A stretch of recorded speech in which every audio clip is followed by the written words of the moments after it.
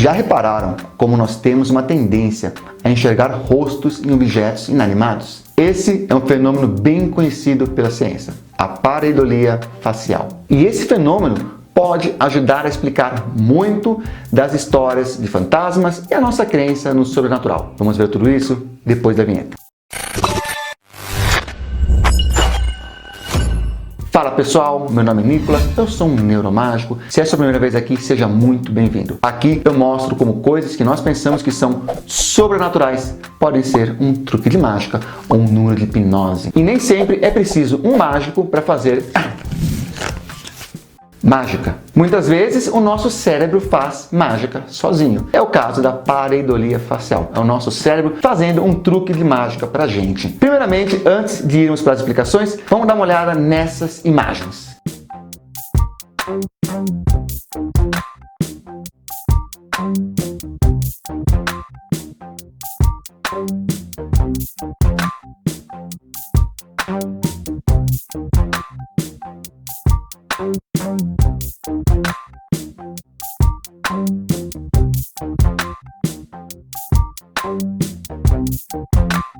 Como vocês já podem imaginar, para entender esse fenômeno, temos que voltar um pouco no tempo, lá para os homens das cavernas. Naquela época, a habilidade de identificar rostos era uma habilidade extremamente útil, porque isso poderia ajudar a identificar um predador. À medida em que fomos nos tornando animais mais sociais, nós desenvolvemos uma outra habilidade anexada a essa habilidade de enxergar rostos, a habilidade de interpretar emoções e sentimentos. E essas habilidades eram muito úteis, de modo que elas foram evoluindo e mantidas até os dias de hoje. E hoje o que acontece é que nós temos um cérebro extremamente eficiente em identificar rostos e interpretar emoções nesses rostos. Segundo Colin Palmer, pesquisador da Universidade de New South Wales, na Austrália, os mecanismos cerebrais para interpretar um objeto inanimado e um rosto são os mesmos. Então, o seu cérebro não sabe se você está olhando para o amor da sua vida ou para um iPhone 12, principalmente se o iPhone 12 for o amor da sua vida, né? Aí que ele não sabe mesmo. Ou seja, você olha para um objeto inanimado e seu cérebro continua naquela programação, eu sei que programação é um termo tosco, tá? Só um exemplo, buscando rostos e acaba enxergando padrões inexistentes. Inclusive, continua buscando sentimentos. E é por isso que muitas dessas fotos parecem ter sentimentos. Dá uma olhada nessas imagens.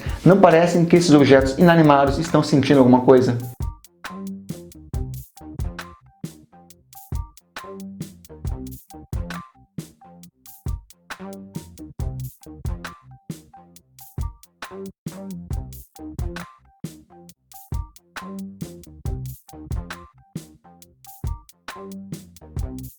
Um caso de pareidolia facial global foi o rosto de Marte. Por muitos anos, essa imagem da superfície de Marte fez as pessoas acreditarem que se tratava de uma construção em formato de rosto, em formato de cabeça. Só recentemente, com imagens mais modernas e com maior definição, nós percebemos que é apenas uma formação rochosa comum e é o nosso cérebro que tenta enxergar um rosto naquelas rochas. Eu tenho um vídeo que fala melhor sobre o rosto de Marte, vou deixar o link na descrição e talvez algum card aqui ou algo parecido. Bem, nem preciso dizer que a pareidolia pode explicar muitas das visões de fantasmas, assombrações, monstros. Basta uma sombra ou um objeto colocado numa posição específica que o seu cérebro completa e enxerga ali alguma coisa que não existe, principalmente se você já estiver sugestionável para aquilo. E é por isso que quando você vê um filme de terror, frequentemente você olha para coisas e enxerga rostos, monstros, porque o seu cérebro já está buscando aquele padrão nas coisas. E se o que eu estou falando até agora faz sentido para você,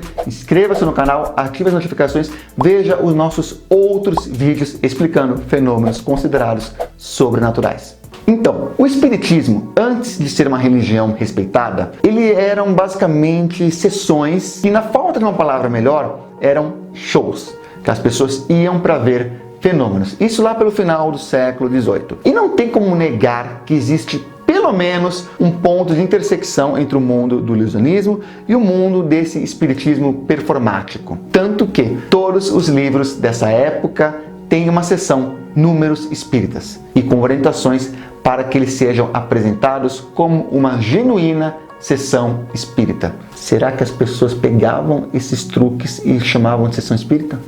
Será? Será? Bom, existia uma sessão que a pessoa ia para enxergar o rosto dos seus parentes mortos em fumaça. Eles entravam lá, o médium servia um chá de ervas e aí fazia uma fogueira e a pessoa, olhando para a fumaça da fogueira, era capaz de enxergar o rosto das pessoas, dos parentes que eles perderam, rostos de pessoas mortas. Eu não tenho dúvida que as ervas que eles ingeriam através do chá eram provavelmente, no mínimo, um bom incentivo para que eles vissem alguma coisa. E claro que o ambiente, a sugestão, ajudava as alucinações, as visões a acontecer. Mas o fato das pessoas enxergarem na fumaça rostos é um caso de pareidolia. Ou não é? O que vocês acham? Comenta aí. Então é isso, pessoal. Muito obrigado. Vou deixar aqui outros 2 vídeos e continuem seguindo o conselho daquele cara que veio do céu, se escondeu lá no mato e só mesmo com muita pareidolia para você enxergar o rosto dele ali no meio do mato, que era o ET Bilu. Busquem conhecimento.